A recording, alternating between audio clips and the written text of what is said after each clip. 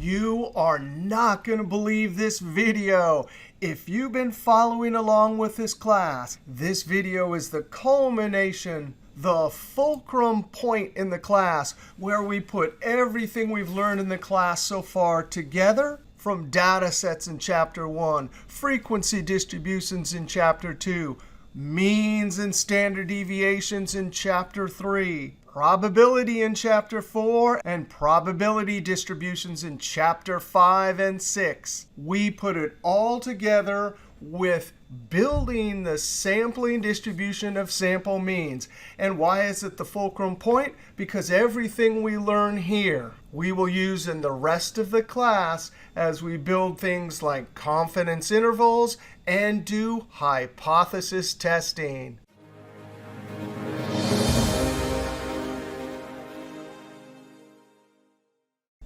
Now, to build the sampling distribution of sample means, or the sampling distribution of Xbar, we have to do exactly what we did last video.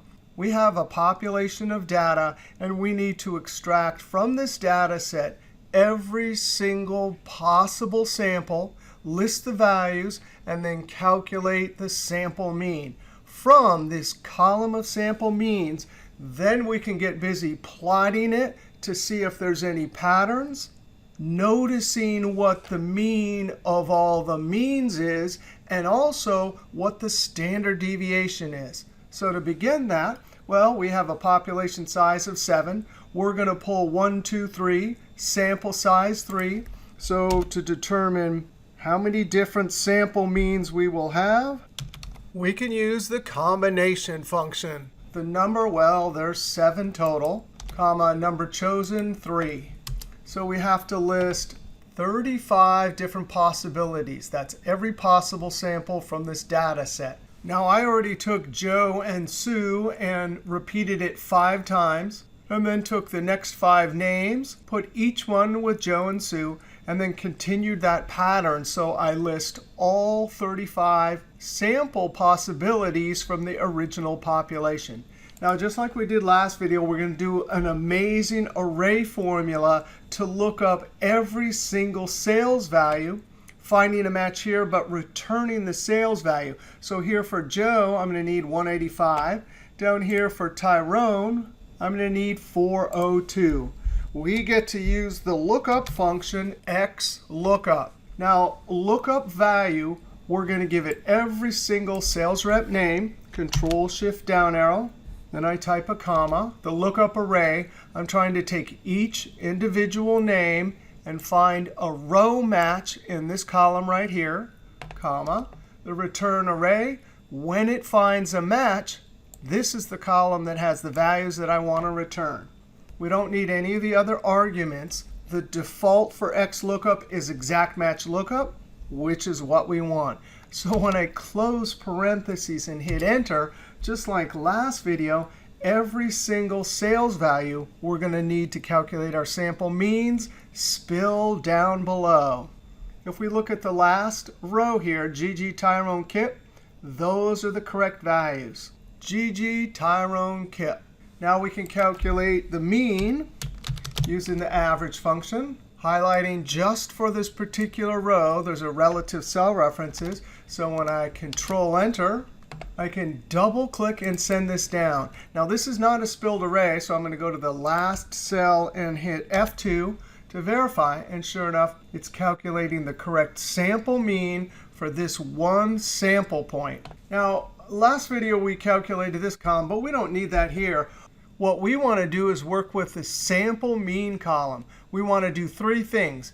Calculate the mean of all the means, calculate the standard deviation, and then plot all the X bars on a chart and see if we can recognize a useful pattern.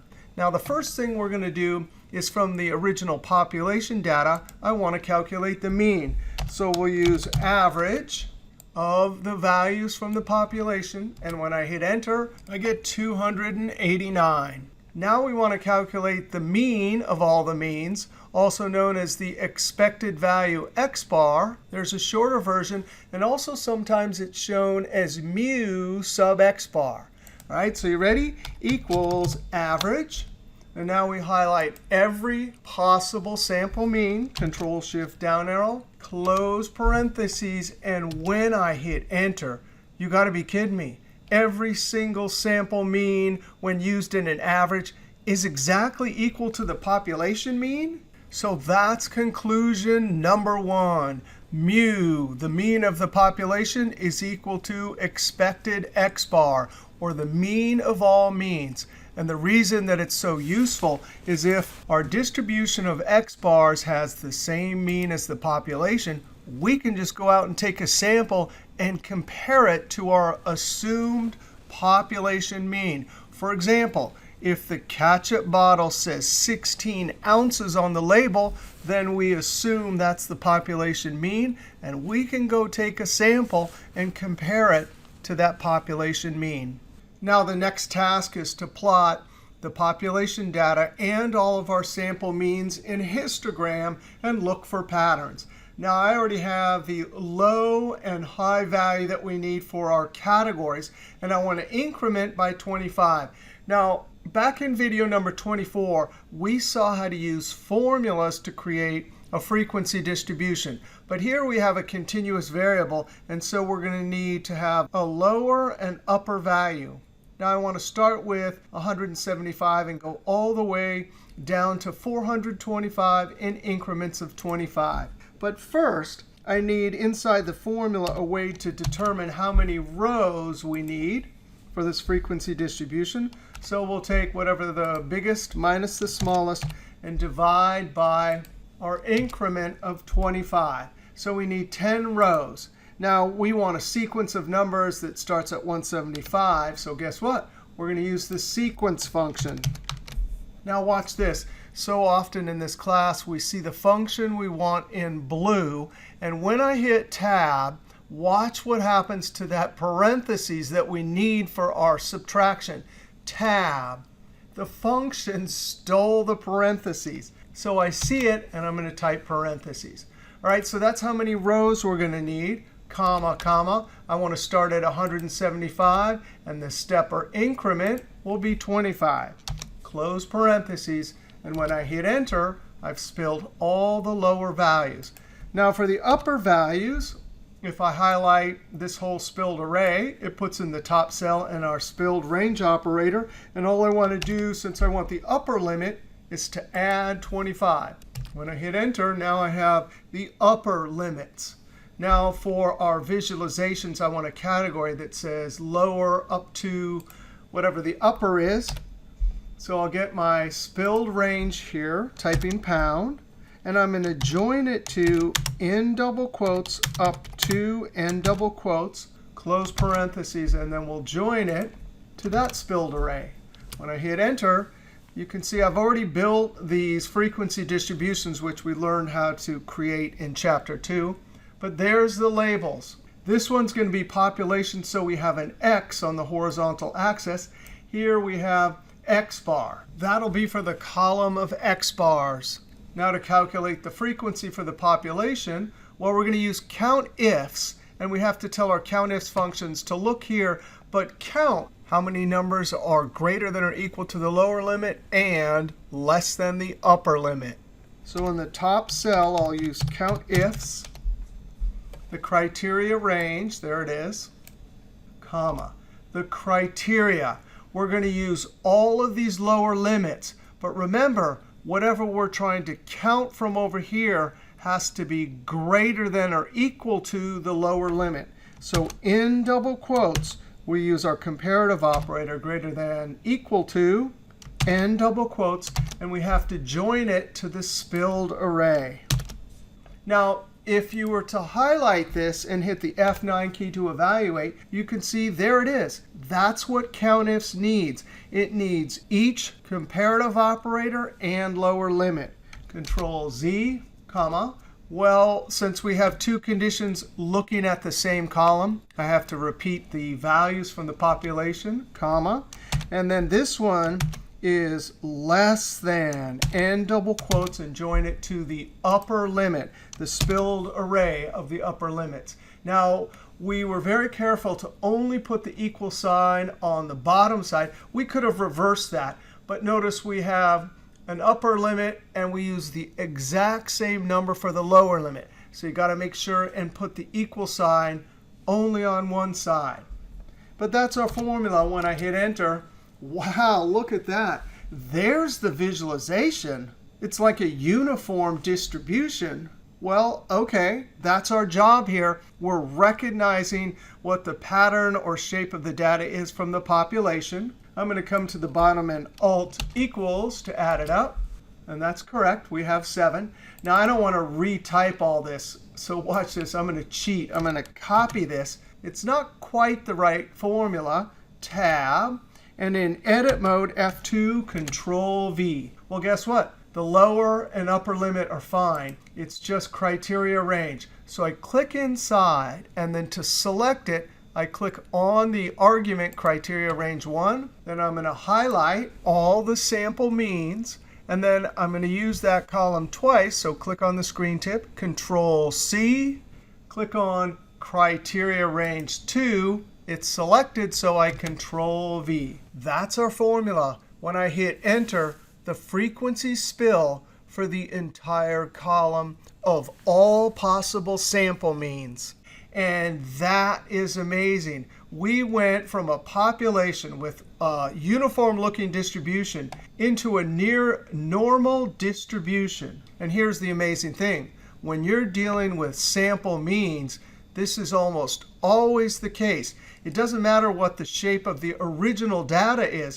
Because we're dealing with means, those are averages, and we have every single one, we're always going to end up for our sample means with a shape that's near normal.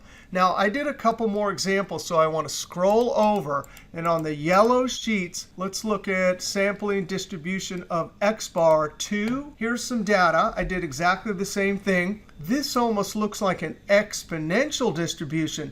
And sure enough, when we calculate every single possible sample mean and plot it, it's looking like a bell shape. If we go over to sampling distribution of Xbar 3, here's another data set. Here's all the possible means with a sample size of 5. The original population is all over the place. But look at this. This is almost perfectly bell-shaped. Now, if we go over to sampling distribution of Xbar 4, here's a cool diagram from our textbook. Now, if you're a skateboarder, this looks like a half pipe. This is a jump ramp. This is an ollie block, and this is a quarter pipe. No, no, no. Those aren't skateboard ramps. Those are distributions from the population. And when you have just a sample size of 2, you can see it already transforms the original population data, plotting our X bars. There it is, N1. There it is, N, which is the sample size 6. And sure enough, the rule is going to be once you get 30 or above, whatever the original distribution might look like, the sampling distribution of X bar will tend to be normal or bell-shaped. What this means is that we can use the bell curve as a model whenever we're taking a sample and we need to compare it against the population mean, or later when we don't have the population mean, but we want to build confidence intervals. Now let's go back to the first sheet. It's a sampling distribution of X bar. And let's look at conclusion number 2. Sampling distribution of sample means tends to be normally distributed, and there's less spread in the data. Now look at this. For this particular one, we went from 175 to 425. But when you plot averages or means, of course, these are all the central tendency values. So the spread in the data will always be smaller. It looks like 200 all the way up to 375, with most values right in the middle. Now, the Central Limit Theorem says in selecting random samples of size n from a population, the sampling distribution of sample means, X bar, can be approximated by the normal distribution as sample size becomes larger. If the population distribution is symmetrical to start off with, but not normal, the distribution will converge towards normal when the sample size is greater than 10. skewed or thick-tailed distributions, you got to have n greater than 30. And when you have heavily skewed distributions, it'll converge towards the bell-shaped normal curve with n greater than 50. Now, the use of the central limit theorem is what we already mentioned with our 16 ounces of ketchup. We can reason about the sampling distribution of Xbar with absolutely no information about the shape of the original distribution from which the sample is taken. This means we can take one sample and compare it to the standard normal curve, that's the NORM.S.DIST, or the normal curve, NORM.DIST, to see if our sample result is reasonable or not. If the sample mean seems reasonable, the original process or claim is reasonable. If the sample mean does not seem reasonable, that means it's significantly different than the hypothesized mean. The original process or claim is not reasonable. Now, there's one other task, and it has to do with the fact that when we plot all the sample means, there's less spread in the data. So from the column of all possible sample means, we want to calculate the standard deviation. However, before we do that, here's the population. Remember, the population has less spread in the data. So the standard deviation that we calculate, and this is a population, so we use the p version. This standard deviation should be much bigger than the standard deviation of the sampling distribution of Xbar. So there we go. The population standard deviation is 74. Now we want to calculate sigma sub Xbar. That's the standard deviation for the sampling distribution of Xbar. But guess what? If we have all of the data, we also have to use .p, because guess what? This is every single possible sample. So here we go. This is going to give us the standard deviation of the sampling distribution of Xbar. When I hit Enter, yes, just as we suspected, it's going to be a lot smaller because these are all averages. Up here, these are the actual values. Now, let's think about this. If we don't have every single possible sample mean to calculate the mean of all the sample means, mu sub Xbar, that's not a problem because we can use the population mean. But what in the world are we going to do for our standard deviation of the sampling distribution of Xbar when we don't have all the values? Well, no problem. There's always a formula in statistics, and here it is. This is the formula we're going to use when we don't have every single Xbar, and we want a standard deviation of the sampling distribution of Xbar with our normal distribution, our bell-shaped model. So let's try this formula. All right, and this assumes that we have population standard deviation, which we do have here. Later, we'll see that when we don't have it, we can use the sampling standard deviation. All right, let's try our formula. Equals, well, there's the population standard deviation divided by the square root of our sample size, 3, close parentheses, and then we need to multiply by another square root, and inside we have to do a division. So open parentheses, we have to take population size minus sample size, close parentheses, and divide that by another set of parentheses where we take population size minus 1. Now we close on that, close on square root, and when I hit Enter, that formula right there calculates exactly what we need. Standard deviation of the sampling distribution of Xbar, and we did not have to have every single Xbar. Now, this part right here, the second square root, that's actually called a correction factor. Now, most of the time, you don't have to use the correction factor. And in fact, the textbook assumes on all problems, except for 1 or 2, we don't have to use this. And the rule is sample size compared to population size. If it's less than or equal to 5%, then you don't have to use it. You just use sigma divided by the square root of n. Now, because our sample size, 3, divided by population size 7, That's gigantic. The sample size is 42% of the population size. So we have to use that correction factor. Now let's go over and do a little experiment to see why we don't have to use the correction factor sometimes. Now here's various population size from 300,000 to 3,000, and our sample size is 300. So I'm going to say, hey, 300, and I'm going to divide it by all of these population sizes. When I hit enter, I spill the results. It looks like 300 divided by 3,000 gives us 10%, so we would have to use the correction factor. But here, population size 10,000, we only get 3%. 25,000, 1.2.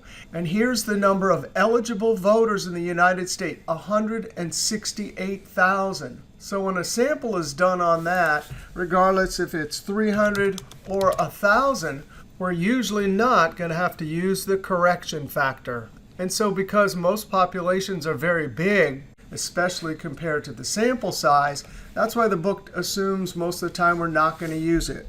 But for our sample back over here, we had a very small population and large sample size in comparison to that. And that helped us illustrate how all of these formulas actually work. So we had to use it. And when we used it, we see that we get exactly the standard deviation of the sampling distribution of Xbar.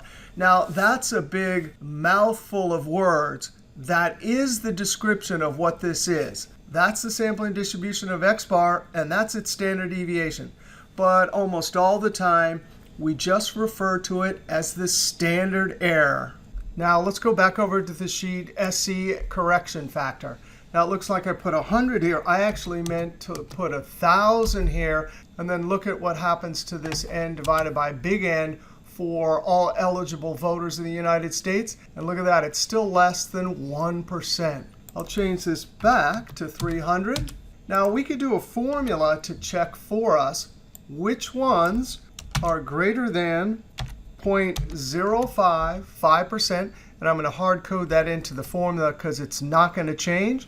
When I hit enter, I should get only one true. Now let's look at what happens to the correction factor as we increase n. So we have to use our formula, square root. We're going to do this little bit right here. So in parentheses, big N minus our sample size, little n, close parentheses. And we'll divide it by big N minus 1, close, close. And when I hit enter, sure enough, when we have a big population size, the correction factor is 1. And notice we're multiplying times this. So when it's that big, we certainly don't need to multiply this little bit by a 1. But even for these other various population size, they're all about 99%. Down here for 3,000 with a sample size of 300, we have about 95%. Now I'm going to put standard error in this column. There's our sigma, and I'm going to lock it with the F4 key, divided by the square root of our n, and lock it. Close parentheses, Control Enter, and copy it down. This will give us exactly the same thing in every cell. But that's what we want because I now want to multiply standard error times correction factor. And look what happens to the standard error with the correction factor and without. So this whole column times this whole column. And when I hit enter, you could see for the large population size, the difference between standard error with and without the correction factor is very small. It's not until we get to a population size of 3,000 and a sample size of 300 that we start to see a significant change in the standard error. And so that just illustrates why many times when the population is large, we don't have to use that correction factor. And in fact, most of the times, we'll just use this. Now we want to go investigate one other thing about sample size, standard error, and the probability associated with a particular interval. We'll click on N and probability. Now here's the example we want to look at. An insurance company claims the average cost per year for a policy is $822. They issue 35,000 policies a year, and the standard deviation for the population is known to be $202. Now we want to look at two things. What happens to standard error as n increases? That's the sample size. And what happens to probability at a fixed margin of error as n increases? Now here are the n values we're going to look at. And we can calculate the short formula for standard error because the population is big enough. And as you can imagine, if we take standard deviation of the population and divide it by some number that's getting bigger and bigger, of course, the result is going to get smaller and smaller. So that means our standard error, which is the measure of variation for our distribution of sample means, as n increases, it will get smaller. Now, the margin of error is the amount that we subtract and add to each side to get a particular interval based on a number of standard deviations. So if I take all of these standard deviations and multiply them times 2z's, well, of course, the margin of error will also get smaller as n gets bigger. Now, this is a margin of error of 13 bucks. So if we subtract 13 and add 13, that interval is going to be much smaller than if we subtract 60 and add 60. So for the lower values, we take our population mean and subtract the margin of error. Then for the upper values, there's our population mean plus the margin of error. And so the interval, when we have a sample size of 50, goes from 764 up to 879. That's almost 120 bucks. Whereas for a sample size of 1,000, about 109 to 134, about 25 bucks. Now remember, the lower and upper value define a reasonable range of values for the assumed population mean. So as n increases, the standard error decreases, margin of error decreases, and the interval at a given number of standard deviations decreases also. Now, whereas here in this example, we had a margin of error that was changing. If, on the other hand, the margin of error is given to us, and we're just expected to build an interval with 30 bucks on either side, then what happens as n increases? Well, the lower and upper Xbar are going to be exactly the same. The standard error, same calculation as we did up here, will decrease. And because this is a measure of variation, as this decreases, the probability will increase. So let's use our technique from last chapter, NORM.DIST, and our x, well, that's going to be our Xbar. And remember, for these functions, it always starts at -infinity and goes up to the x that we give it, and it returns all the probability. So we'll put all upper Xbars, comma, the mean, comma, the standard deviation will decrease as n increases, comma 1. That gives me everything up to the upper x. And so we subtract norm.dist, our Xbars. Those are all the lower Xbars, comma, mean, comma, decreasing standard deviation, comma, 1, close parentheses. And when I hit Enter, the probabilities spill down the column. And when n is equal to 50, and we have the lower and upper, the probability of getting within that range is 70%. When it's 100, the probability is 86, 398, 599, and look at that, when we have 1,000, virtually all the values will happen between 792 and 852. Now, here's a great visual to think about how n affects standard error, the margin of error, and probability.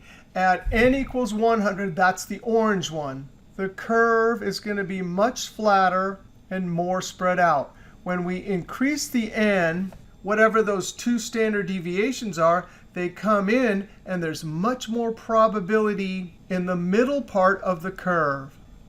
If we change this to 500, then that blue bell curve is going to get much taller and thinner. Whatever two standard deviations we might have had, they just moved in with more probability in the middle. Now, After learning about the sampling distribution of Xbar, what the mean and standard deviation are for the distribution, and some of the characteristics for that distribution, now we want to go over to the sheet how to use the sampling distribution of Xbar.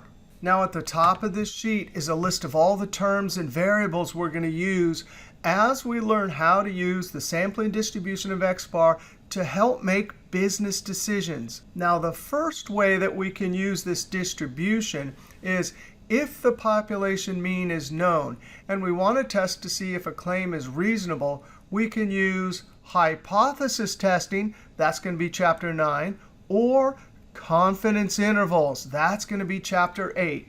Number 2, if the population mean is not known and we want to estimate what a reasonable range of values for that population mean is, then we use confidence intervals. Now, even though we're not going to study in full detail hypothesis testing and confidence intervals till later, because the foundation of both statistical methods is the sampling distribution of Xbar, I got to show you a preview of both. Now, for hypothesis testing or confidence intervals, we can use the z distribution. We already know how to use that. That's just the standard normal curve with z's on the horizontal axis.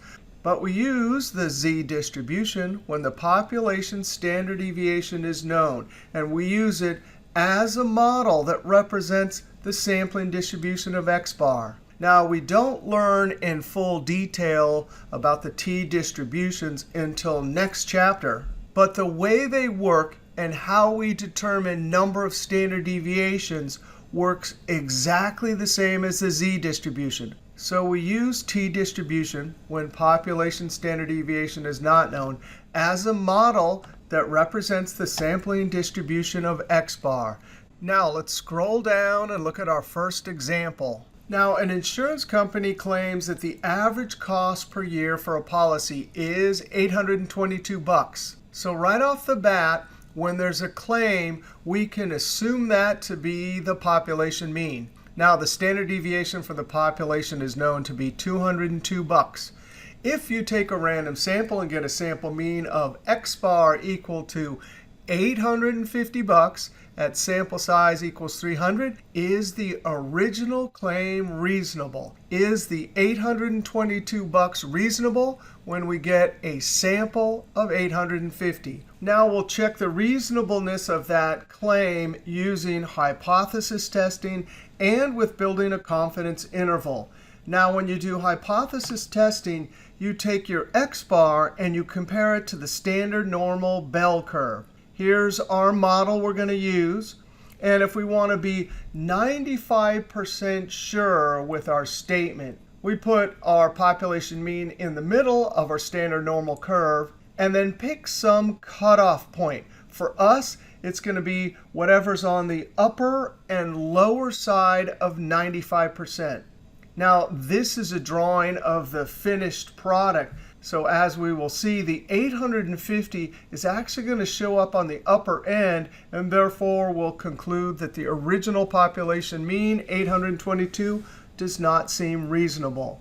Now with confidence intervals, you compare the original claim mu to the constructed confidence interval. So in this case, we don't have population mean in the middle. We take our Xbar, we add what's called a margin of error to each side to get a reasonable range of values where the population mean should occur. In this case, since we build this interval and the original population mean is not inside of it, we'll conclude that the original claim doesn't seem reasonable. Now we have our variables listed in the worksheet: population mean, population standard deviation. We get to use the z distribution because we know population standard deviation. The original population size, that means all policies for a year, that's 35,000. Sample size 300, there's our mean. Now the first thing we have to calculate is sampling error. That's the Xbar minus the population mean. When I hit enter, it looks like our Xbar is $28 above the population mean. Now we can determine if we have to use our correction factor for the standard error. And of course, 300 compared to 35,000 is well below our 5%. That means the standard error, that's the standard deviation for the sampling distribution of Xbar, or either one of these models, population standard deviation divided by the square root of n. And so it looks like $11.66. Now this 5%, this is called the level of significance, or alpha. That represents the chance that we might get a sample out here that is really unlikely, but the original population mean is still true. So that 5% is on either side. It's the risk that we say this is not reasonable when it actually is. Now, from the 5%, we need to calculate what's called the confidence interval. That's the bit in between. So we'll be 95% sure that our methods will come to the correct conclusion. The amount on the upper and lower side is going to be our risk divided by 2. We get 2.5%. And now we want to calculate the z, the number of standard deviations associated with that risk on the upper end. That 1.96 positive and negative, those are called our critical values. And anything past the critical value will lead us to conclude that the 822 is not reasonable. Now, as always, the functions we use go from negative infinity up to whatever point we want. And we want z, so we're going to use NORM.S and the inverse. It needs the probability, all of it, so 1 minus 2.5%. When I hit Enter, I get a number of standard deviations, or the critical value of 1.96 standard deviations. Now, once we know that, and we have our standard error, we can calculate margin of error. That's the amount that we subtract from our population mean and add to get the 2 Xbar values that mark that hurdle point. So margin of error, there's the standard error times number of standard deviations, and Enter. So $22.85. Now to calculate the lower Xbar, we take pop mean minus margin of error. Upper value is pop mean plus the margin of error. Now, right now, when we have the lower and upper Xbar, we can immediately compare this to our sample mean. Because the sample mean is not in between the lower and upper, we know that the original claim doesn't seem reasonable. This is our picture. Lower, upper, 850 is up here. It's not within our range here. Now, there's another way we could come to a conclusion. And also, we think in terms of standard deviations sometimes. If this is the hurdle, I might want to know what the z-score is for this 850. So we take our sampling error of 28 and divide it by our standard error. And when I hit Enter, that's 2.4 standard deviations. That's well past our 1.96. Still another way to calculate this, and this is called p-value. But if we look over here, what p-value really is we're going to calculate the probability of getting a value 850 or more. If that probability is smaller than this 0.25, then we conclude that the original population mean doesn't seem reasonable. Now we have our z, so we can use NORM.S. But here, we want probability, so we use the dist. The z, that's the z on the upper end, comma, cumulative. We want everything from negative infinity up to that z. Well, of course, that's not what we want. We want the probability on the upper end, so we say 1 minus. And when I hit Enter, that's less than 1%.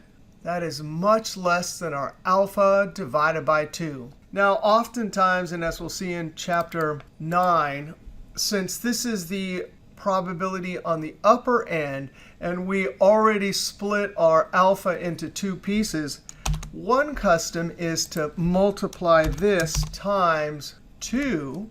And then that 1.6 we compare to the full 0.05, and we come to the same conclusion. So that's an example of hypothesis testing. Now let's look at how to assess a claim and whether it's reasonable or not with confidence intervals. Now the difference is we're going to use Xbar and add the margin of error to either side. If the original population mean isn't within the interval, then we say the original claim does not seem reasonable. So the only difference is between all these calculations is now we're going to take 850, subtract margin of error, enter, then 850 plus that margin of error and enter. Now this is very different because the lower and upper values are based on the sample mean, not the population mean. So in this case, we take the 822 population mean, and we see it's clearly not between these values, so the original claim doesn't seem reasonable. As a visual, we can clearly see here's our interval, there's the pop mean, and so original claim doesn't seem reasonable. Now in both cases, we can also say that the sampling error of 28 is a statistically significant sampling error difference. Now we just saw hypothesis testing and confidence intervals to test whether a claim is reasonable or not. But let's scroll down. And here's an example where we don't know the population mean or the standard deviation from the population. And here's our example. Printers Manufacturers is a manufacturer of computer printers and printer cartridges. They would like to create an ad that says how many pages a customer could expect from the cartridge. Something like a customer can expect an average of whatever it is with a margin of error of whatever it is. Now, in a situation like this, you actually could never have the population mean, because what are you going to do? You would have to use every single cartridge and print out pages for every single cartridge. So in this case, we're just never going to have pop mean or pop standard deviation. Well, no worries. We're going to use the t distribution because we don't have population sigma, and we don't have the population mean. So this is where the confidence interval really helps. We'll build a reasonable range of values that we can use to say, hey, this is what we think the population mean is. Now, I already calculated sample size. We get 10. From the sample, we also calculated Xbar, 2,408 pages from a given cartridge. Sample standard deviation, 304 pages. Now, we're going to assume that this is an infinite population, so we're not going to have to calculate n divided by big N. And standard error, we take sample standard deviation and divide it by the square root of our n. And so we get a standard error of 96 pages. Our level of significance, or alpha, will be 0.05. Our confidence interval will be 95. And alpha divided by 2, that's the small bit of probability on the upper and lower end. Now, when we get to the t-distribution, we're going to use a new function called t.inverse. Next chapter will actually describe the t-distribution, but it works exactly the same way as our normal distribution. So we're going to use t dot, and sure enough, there's a dist. Actually, there's a bunch of different ones for t, but we're going to use dist and inverse, just like we did the dist and inverses with the norm functions. Now, these functions work from negative infinity up to whatever point we give it. We want the probability all the way from negative infinity up to this little bit on the upper end. So we say 1 minus that, comma. And we have to put in degrees of freedom. Now, degrees of freedom is going to be whatever the sample size is minus the number of samples. And as we'll learn next chapter, for each degrees of freedom, there's a different t-distribution. And in fact, there's a whole family of t-distributions. But this function knows if we give it sample size 10 minus number of samples, that's 9 degrees of freedom, it knows to go to that distribution. And when we close parentheses and enter, that's the number of standard deviations for this distribution. Notice that the number of standard deviations is going to be more than if we used our normal curve. This is 95. we didn't get 1.96, we got 2.2. Now the margin of error is the same, whatever the standard error is, times our number of standard deviations. And here we go. This is going to be the lower. We use our Xbar minus the margin of error, enter, equals Xbar plus our margin of error. And there we go. Now we have a reasonable range for estimating the population parameter. So we can conclude something like we're 95% sure that the population mean lies between 2,191 and 2,626 pages. More than likely, it would be stated like this. A customer can expect an average of 2,409 pages with a margin of error of 217 pages. All right, so on this sheet here, we saw statistical methods that help us complete certain tasks using the sampling distribution of Xbar, or the model we use in place of that, either the standard normal curve or the t-distribution curves. Now we want to go look at our last example on the sheet, EX1. Now history for a food manufacturer shows that the weight for chocolate-covered sugar bombs, a popular breakfast cereal, is 14 ounces. That's the amount on the package. And we know that the standard deviation from the population is 0.4. If the morning shift sample shows 14.17 ounces with sample size 30, the question is the sampling error reasonable, or do we need to shut down the filling operations and fix the machine? So the first thing we calculate is sampling error. So we take our Xbar minus our assumed population mean. We need the standard error, and we have population standard deviation. So we take that, and we divide it by the square root of our sample size, enter. There's our standard error. And in this case, we're not going to do confidence intervals or hypothesis testing. I'm just going to calculate number of standard deviations and then figure out what the probability is associated with that. So we take our sampling error divided by our standard error. And look at that, 2.32 standard deviations. Already we see anything above 2 is getting in that near trouble range. Now I want to figure out what the probability for that is. So we use equals NORM.S. And we want probability, so we're going to use the DIST. There's the z, comma, cumulative. And when I hit enter, well, that's everything up to that standard deviation. So we say 1 minus, and already we can see that's less than 1%. Now here we use the S, which means we had standard deviations. But actually, we can get to this probability directly from our Xbar. We use the NORM.DIST.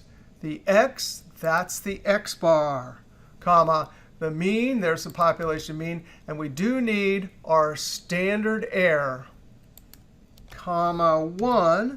That will give us everything up to that Xbar. So we do 1 minus. And when I hit enter, I get exactly the same thing. So the probability associated with Xbar 14.17 ounces is very small. It is unlikely that we could have taken a sample of 14.17 and had sampling error occur by chance. It is reasonable to assume that the machine is filling boxes with too much cereal. Wow, this was an epic video. We talked all about the sampling distribution of Xbar, standard error, and we saw a bunch of applications. We saw an application for chocolate-covered sugar bombs at a manufacturing facility. We saw how to do confidence interval to estimate a population mean. We saw both hypothesis testing and confidence intervals to test whether a claim is reasonable or not. And we started it off by calculating every single possible sample, plotting it, and noticing that when we plot Xbars, we get a bell shape. We also notice that if we take the mean of all the means, it's exactly equal to the population mean. And we learned how to calculate standard error. All right, We have one more video for this chapter where we're going to use the sampling distribution of p-bar. That's right, proportions. All right, we'll see you next video.